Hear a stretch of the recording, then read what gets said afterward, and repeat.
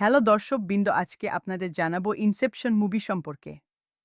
পরিচালক Christopher নোলানের Inception মুভির অফারটি উইল স্মিথ প্রত্যাখ্যান করেছিল। সে সম্পর্কে আজকে আপনাদের জানাবো। সম্প্রতি রেডিও স্টেশন কিস এক্সট্রা হাফপোস্টের মাধ্যমে এক সাক্ষাৎকারে উইল স্মিথ ভক্তদের অবাক করে বলেন, তিনি ক্রিস্টোফার নোলানের ইনসেপশন খুয়ের মুভির মূল চরিত্রটি প্রত্যাখ্যান করেছিলেন, কারণ তিনি গল্পটি বুঝতে পারেননি। লিওনার্দো ডিক্যাপ্রিও শেষ পর্যন্ত এই সেরিব্রাল অ্যাকশন থ্রিলারের শিরোনামে উঠে আসেন। ইনসেপশন স্মিথের জন্য একটি বেদনাদায়ক তালিকার মধ্যে রয়েছে। দ্য ম্যাট্রিক্স কো এবং জ্যাঙ্গো আনচেইনড কোয়ের পাশাপাশি তিনি তার ক্যারিয়ারে যেসব আইকনিক সিনেমা প্রত্যাখ্যান করেছিলেন তার মধ্যে রয়েছে। আমি মনে করি না আমি কখনো প্রকাশ্যে এটি বলেছি, তবে আমি এটি বলতে যাচ্ছি কারণ আমরা একে অপরের কাছে উন্মুক্ত হচ্ছি। স্মিথ বলেন, ক্রিস নোলান প্রথমে আমার জন্য ইনসেপশন এনেছিলেন, কিন্তু আমি এটি বুঝতে পারিনি। আমি কখনো জোরে বলিনি। এখন যখন আমি এটি সম্পর্কে ভাবি, তখন সেই সিনেমাগুলি সেই বিকল্প বাস্তবতার মধ্যে যায়। তবে আমিও সেগুলি দ্বারা আহত।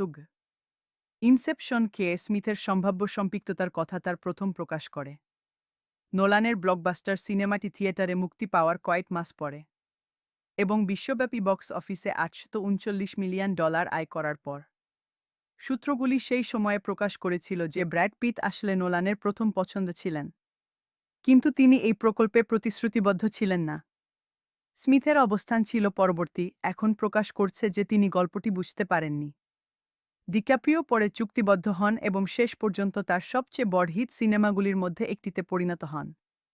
যদিও স্মিথ জানেন যে ইনসেপশন খুব প্রত্যাখ্যান করা একটি ক্যারিয়ারের ভুল ছিল, তবুও দ্য ম্যাট্রিক্স এনিওকে প্রত্যাখ্যান করার সিদ্ধান্তের মতো অতীতের দিকে তাকালে এটি ততটা বেদনাদায়ক ছিল না।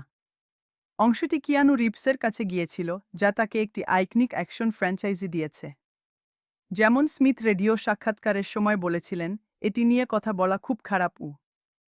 স্মিথ 2019 সালে একটি ইউটিউব ভিডিও পোস্ট করেছিলেন যেখানে তিনি ব্যাখ্যা করেছিলেন কেন তিনি দ্য ম্যাট্রিক্স প্রত্যাখ্যান করেছিলেন।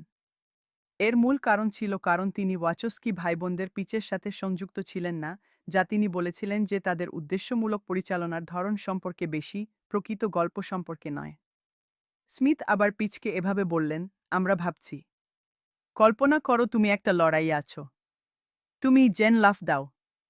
কল্পনা করো যদি তুমি লাফের মাঝখানে লাফানো বন্ধ করতে পারো, কিন্তু তারপর তুমি লাফানো বন্ধ করলেও লোকেরা তোমার চারপাশে 360 ডিগ্রি দেখতে পাবে।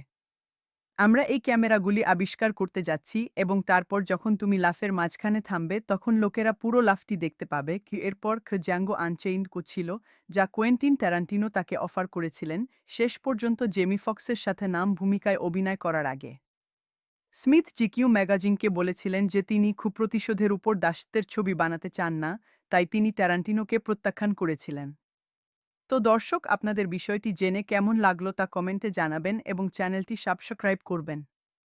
ধন্যবাদ।